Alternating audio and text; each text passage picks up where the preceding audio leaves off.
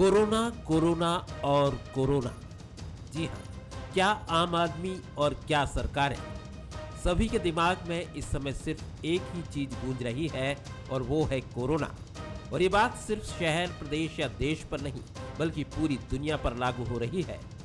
MP की बात की जाए तो शिवराज सरकार की पूरी कैबिनेट को ही अब कोरोना से निपटने में लगा दिया गया है और मंत्रियों को बाकायदा विभागों के तर्ज पर काम बांट दिए गए हैं। वरिष्ठ मंत्री गोपाल भार्गव प्रदेश में कोविड केयर सेंटर और ऑक्सीजन प्लांट के निर्माण का काम देखेंगे। तुलसीराम सिलावट इंदौर में राधा स्वामी सत्संग व्यास परिसर में बन रहे 2000 बिस्तर के अस्पताल का प्रभावी संचालन और इसी प्रकार के अन्य कोविड केयर सेंटर का निर्माण देखेंगे। मंत्री विजय शाह प्रदेश में होम आइसोलेशन में रह रहे मरीजों को मेडिकल किट ब्रोशर का वितरण, दिन में 2 बार कॉल चिकित्सा सलाह को सुनिश्चित करेंगे। इसमें स्वास्थ्य विभाग की टीम और नगरीय प्रशासन की टीम भी रहेगी। बृजेंद्र प्रताप सिंह प्रदेश में कोविड केयर सेंटर्स में रह रहे मरीजों को मेडिकल किट उपलब्ध कराएंगे और योग और प्राणायाम की सुविधाएं सुनिश्चित करेंगे। मंत्री भूपेंद्र सिंह बीना रिफाइनरी के पास बन रहे 1000 बिस्तर के अस्पताल के निर्माण का काम देखेंगे। मंत्री महेंद्र सिंह सिसोदिया प्रदेश के ग्रामीण क्षेत्रों में कोविड के संक्रमण के फैलाव को रोकने के लिए जरूरी उपाय, गांव में होम आइसोलेशन और कोविड-19 सेंटर में मरीजों के मेडिकल किट ब्रोशर का वितरण का काम देखेंगे। मंत्री विश्वास सारंग भोपाल में विभिन्न संस्थाओं के सहयोग से कोविड केयर सेंटर का निर्माण और भोपाल के अस्पतालों में बिस्तर बढ़ाने का काम देखेंगे। मंत्री उषा ठाकुर जन अभियान परिषद के सहयोग से कोरोना वॉलेंटियर अभियान का प्रभावी क्रियान्वयन और वॉलेंटियर्स का कोरोना कार्यों में प्रभावी उपयोग सुनिश्चित करेंगी। मंत्री अरविंद भदौरिया राज्य के बाहर से ऑक्सीजन की आसान सप्लाई को सुनिश्चित करेंगे। मंत्री रामकिशोर काबरे राज्य के 1 करोड़ परिवारों को रोग प्रतिरोधक क्षमता बढ़ाने के लिए काढ़े का निःशुल्क वितरण की व्यवस्था और योग से निरोग के अभियान को देखेंगे। मंत्री राज्यवर्धन सिंह दत्तीगांव उद्योगों से ऑक्सीजन की आपूर्ति के संबंध में समन्वय देखेंगे। वहीं मंत्री ओपीएस भदौरिया शहरों में कोविड संक्रमण को रोकने के उपाय, सैनिटाइजेशन और होम आइसोलेशन की व्यवस्था देखेंगे। जाहिर है अब एक तरह से कोरोना कैबिनेट बनी है तो कोरोना सियासत भी होनी ही है। बीजेपी जहां मंत्रियों की इस तरह से जिम्मेदारी बांटने को कारगर उपाय बता रही है तो वहीं कांग्रेस इसे अपनी असफलता छिपाने के लिए सरकार की कोशिश करार दे रही है। देखिए, कोरोना की पूरी लड़ाई में पूरा मंत्रिमंडल एक टीम के रूप में माननीय मुख्यमंत्री जी के नेतृत्व में काम कर रहा है। संकट बहुत बड़ा है, पूरी दुनिया में हाहाकार मचा है, देश के अन्य राज्यों में भी स्थिति बहुत खराब है, पर मध्य प्रदेश में माननीय मुख्यमंत्री जी के नेतृत्व में हमारी पूरी कैबिनेट जो जिसको जिम्मेदारी दी गई है उसका निर्वहन करते हुए प्रत्येक जिले में, प्रत्येक कस्बे, प्रत्येक गांव में हम जनता को बचा सकें इसका प्रयास कर रहे हैं। शिवराज सरकार जो कर रही है उसको लीवापोती करना कहते हैं और लीवापोती से जनता को और नुकसान उठाना पड़ रहा है। धरातल पे जो है हालात भयावह है। ऑक्सीजन की कमी है पूरे प्रदेश में, बिस्तरों की कमी है अस्पतालों में, लाइफ सेविंग ड्रग्स की कमी है पूरे प्रदेश में। ऐसे हालात में शिवराज सरकार जब पूरी तरह से नाकाम हो गई है तो कोरोना कैबिनेट इस तरह के संदेश जनता में दिए जा रहे हैं जैसे शिवराज सरकार बहुत काम कर रही है। ये सारे काम पहले करने के थे, अगर ये काम पहले कर लिए होते तो हालात इतने भयावह नहीं होते। जाहिर है अब कोरोना ने एमपी में जो रफ्तार पकड़ी है और जिस तरह से हम जिंदगियों को खोते जा रहे हैं, सियासत को भी ये बात समझनी होगी और कोरोना से लड़ाई में एक सुर में बोलना होगा। उम्मीद की जानी चाहिए कि कैबिनेट के तर्ज पर मंत्रियों की जिम्मेदारी बांटे जाने का ये कदम व्यवस्थाओं में कसावट लाने में कारगर भूमिका निभाएगा।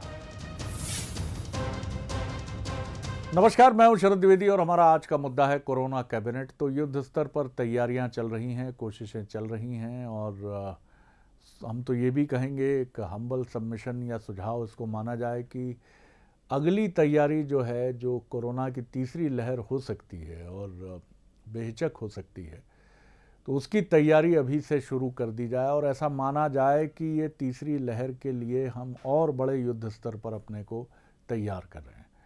और ये तैयारी बहुत पारंपरिक और बहुत उस तरह की नहीं होनी चाहिए जैसा आमतौर पर माना जाता है कि एक सरकारी कामकाज में एक ढिलाई का तत्व हमेशा मौजूद रहता है। मुख्यमंत्री शिवराज सिंह चौहान इसको लेकर बहुत गंभीर हैं। वो हमेशा जनहित से जुड़े मसलों को लेकर उनका एक संवेदनशील चेहरा हम देखते हैं और पक्ष हो या विपक्ष हो, कांग्रेस हो या बीजेपी हो, दोनों ही पार्टियां, उनका अंतिम लक्ष्य और अंतिम ध्येय और पहला लक्ष्य और पहला ध्येय जनता का हित चिंतन ही है। तो दोनों को इस समय बिल्कुल एकजुट होकर सामने आकर इस चुनौती का सामना करने के लिए लोगों को भी तैयार करना है और भविष्य की क्या क्या चीज़ें हो सकती हैं, क्या ज़रूरतें हो सकती हैं, उसको लेकर भी आगे बढ़ना है। आज इसी पर हम एक बार फिर बात करेंगे। हमारे साथ हैं हर्षवर्धन प्रकाश, इंदौर से वरिष्ठ पत्रकार, राजनीतिक विश्लेषक। स्वदेश शर्मा जी हैं, प्रवक्ता कांग्रेस के, सीनियर लीडर, उनका स्वागत है। और दुर्गेश केशवानी जी हमारे साथ हैं, प्रवक्ता बीजेपी और युवा नेता बीजेपी, उनका भी मैं स्वागत करता हूं। हर्षवर्धन जी, किस तरह देखते हैं आप, कोरोना कैबिनेट का गठन हो गया है, ये समय एक कॉन्फिडेंस बिल्डिंग का है और शिवराज जी और उनकी पूरी टीम, मध्य प्रदेश सरकार उसमें जुटी हुई है और कोई कोर कसर ना सरकार छोड़ने की कोशिश कर रही है और न ही हमारा मेडिकल स्टाफ, पैरामेडिकल स्टाफ और तमाम जो भी डिस्ट्रिक्ट एडमिनिस्ट्रेशंस हैं अलग अलग ज़िलों के, कोई कसर नहीं छोड़ रहा है। चुनौती ही इतनी बड़ी है कि हमारे प्रयास उसके सामने बौने नज़र आते हैं, क्योंकि इस तरह की स्थिति बन जाएगी। हाँ, इसमें हम ज़रूर चूक कर गए कि ये आकलन हमने कि इतनी बुरी तरह पलटवार दूसरी लहर में कोरोना करेगा, जबकि उसकी पहली लहर कब आई और चली गई, मैं ये तो नहीं कहूँगा पता नहीं चली, लेकिन कोरोना से ज़्यादा हमें लॉकडाउन पता चला पिछली बार। लेकिन अब की बार कोरोना के आगे ना कर्फ्यू पता चल रहा है, ना लॉकडाउन पता चल रहा है, ना कोई और चीज़ पता चल रही। चूक हुई आकलन में। लेकिन अब ये जो तैयारियां हम कर रहे हैं, इसमें क्या सावधानियां रखें और किन चूक या गलतियों के लिए अब कोई गुंजाइश नहीं होनी चाहिए?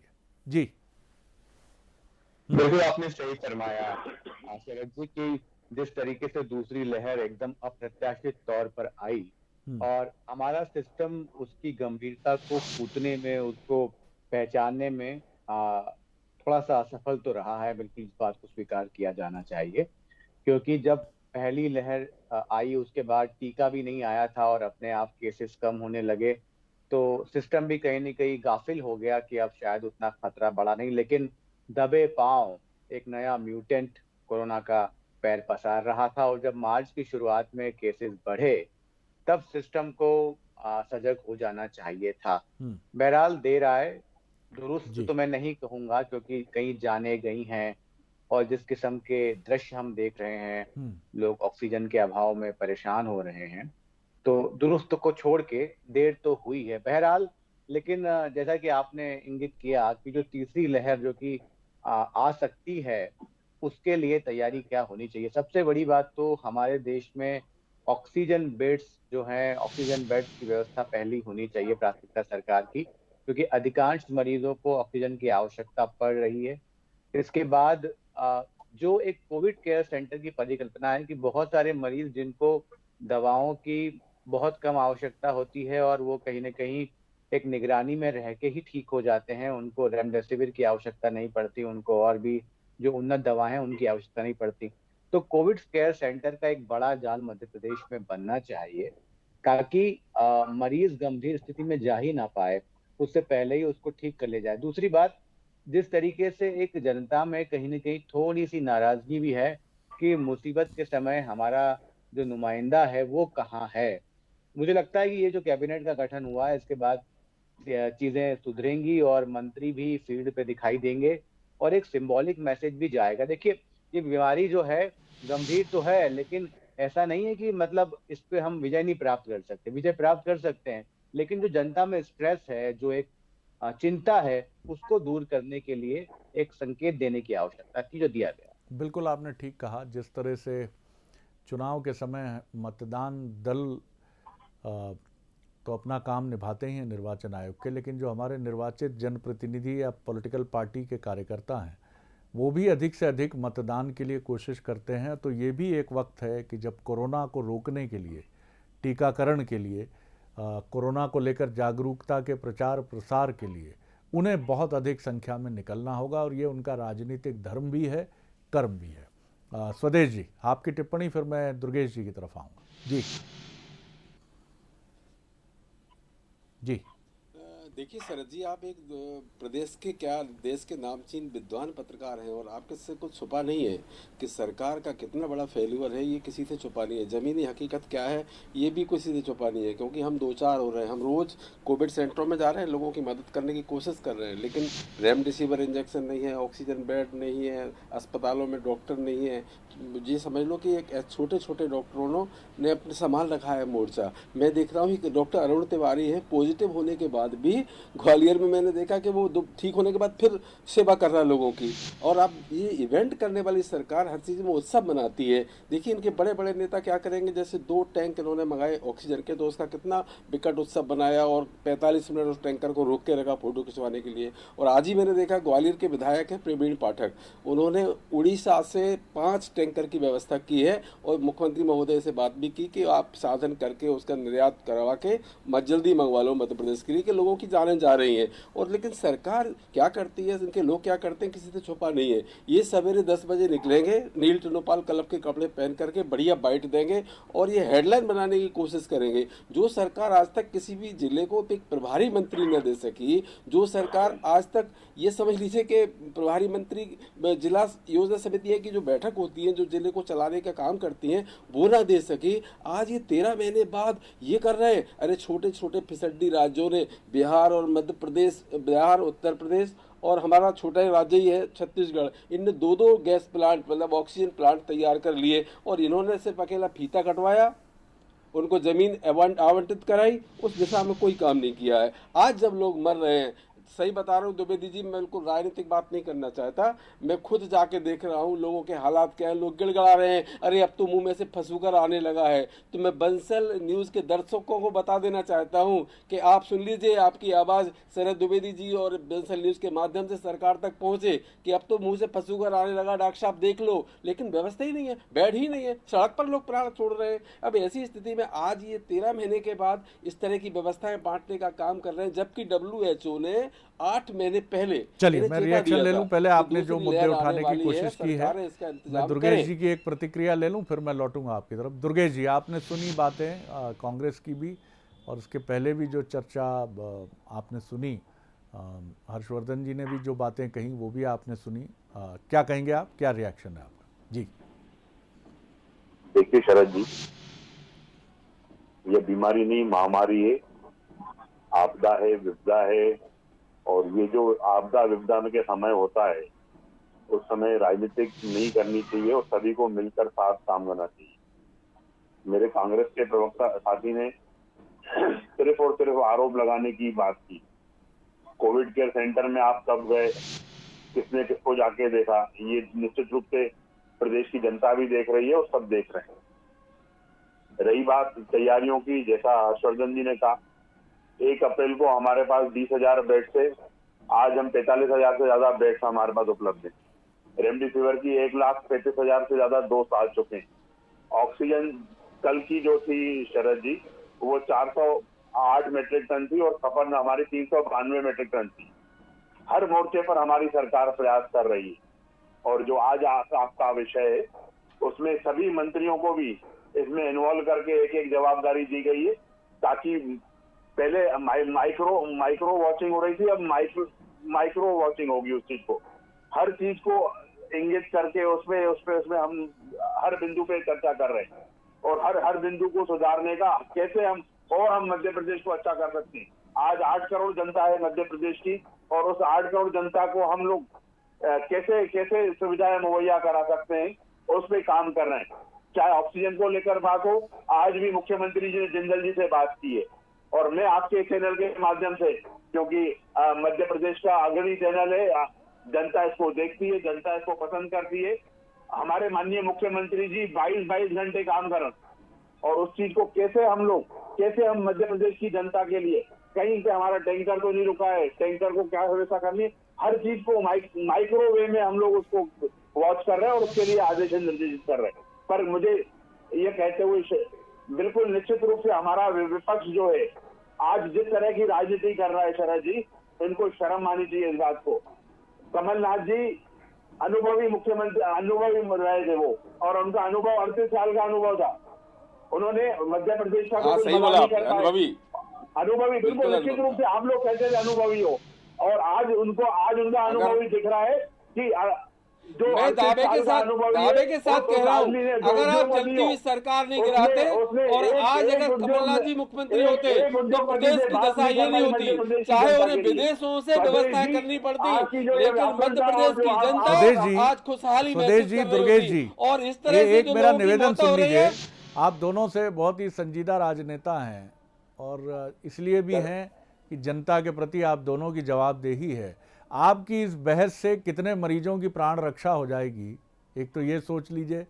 कितनी ज़ोर ज़ोर से मैं भी चीखने लगूं आपके साथ मिलकर, मैं भी चेहरा लाल कर लूं, मैं भी किसी को कोसने लगूं या किसी की तारीफ करने लगूं, तो इससे कितनी रेमडेसिविर उपलब्ध हो जाएंगी, कितनी। ये बहुत आसान काम है जो हम यहाँ स्टूडियो में बैठकर मैं कर रहा हूँ और दूसरे सिरे पर बैठे आप कर रहे हैं। बहुत सुविधा से कोई अपने घर में बैठा है, मैं स्टूडियो में बैठा हूँ, एयर कंडीशनर चल रहा है, बढ़िया जैकेट पहने हुए हूँ। ये सबसे आसान काम है, लेकिन सबसे कठिन काम है इस समय अपने किसी प्रियजन को ऑक्सीजन, रेमडेसिविर या वेंटिलेटर पर देखना। हम उनके प्रति अपनी संवेदनाएं छोड़ें। थोड़ा युद्ध विराम नाम का भी एक शब्द है स्वदेश जी, थोड़ी देर के लिए हथियारों को रख भी दिया जाता है कि नहीं, इस समय कौन शत्रु है, कौन प्रतिद्वंदी है, सब समाप्त है। हर्षवर्धन जी, एक छोटी टिप्पणी इसी पर आपकी।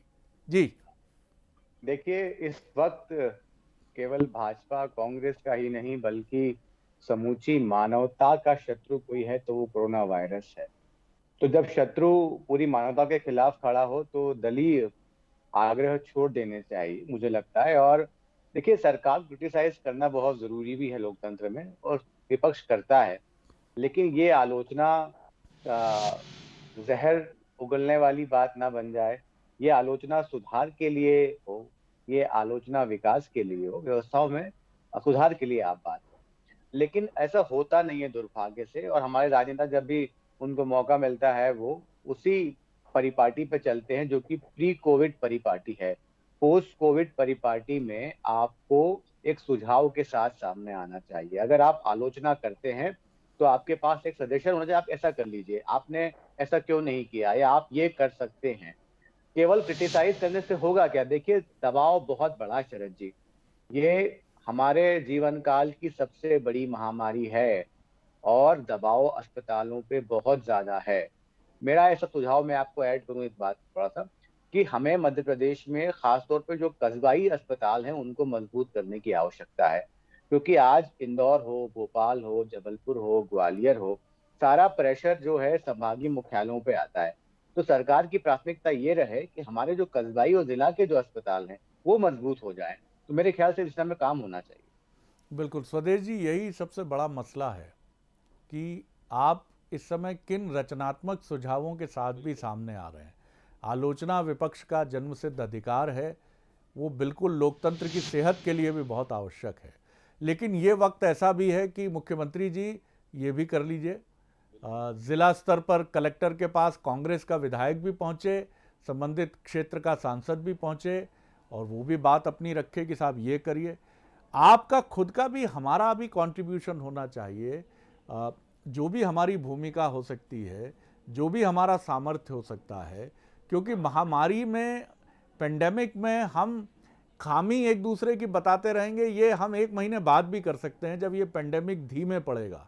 विधानसभा का सत्र भी आएगा, आगे और भी लोकतांत्रिक मंच और फोरम है और आप तथ्यवार गलतियां गिना सकते हैं, लेकिन आप तब गर्व से या गरिमा से ये भी कह सकते हैं कि शरद जी 1 महीने इंतजार किया हमने, 1.5 महीने इंतजार किया, अब पेंडेमिक ढलान पर है, अब हम कमजोरियां बता रहे हैं जो आगे नहीं होनी चाहिए। जी स्वदेश जी।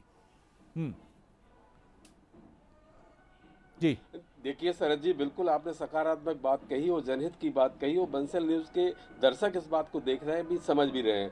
मैं ये मानता हूँ अगर सरकार में संजीदगी है तो संजीदगी ये सोचे सरकार कि कोई भी गांव का, ग्रामीण अंचल में बसा हुआ व्यक्ति अगर पेंडेमिक हो जाता है, इससे पीड़ित हो जाता है कोविड से, तो वो शहर की तरफ दौड़ता है। शहर में एक निश्चित अस्पताल है, निश्चित व्यवस्था है, निश्चित पलंग है, आप बताइए, अगर आप विकेंद्रीकरण नहीं करेंगे, आप इसको ब्लॉक स्तर तक नहीं ले जाएंगे, आप वहाँ होम आइसोलेशन की व्यवस्था नहीं करेंगे, कोविड सेंटर की व्यवस्था नहीं करेंगे ब्लॉक स्तर पर, तो शहरों में इसी तरह की मारामारी मची रहेगी, लोगों को बेड नहीं मिलेंगे, ऑक्सीजन के अभाव में लोग प्राण त्यागेंगे। तो ये टीकोत्सव कराने की बात हो, चाहे आपकी ऑक्सीजन के पूजन कराने वाली बात हो, ये उत्सव छोड़ देना चाहिए। एक बहुत बड़े पत्रकार का मैंने लेख पढ़ा, उन्होंने ये कहा है महामारी का ऐसा दौर है, इसमें हमारे देश के प्रधानमंत्री को बहुत संजीदगी की जरूरत है, और ऐसे में राष्ट्रीय सरकार का गठन किया जाना भी कम नहीं होगा, बिल्कुल कर देना चाहिए माननीय प्रधानमंत्री महोदय को। अगर देश के प्रति लगाव है तो राष्ट्रीय सरकार का गठन कर देना चाहिए। निश्चित रूप से पॉजिटिव वे में सबको आगे बढ़ना चाहिए, विपक्ष को भी उस चीज में आगे आना चाहिए।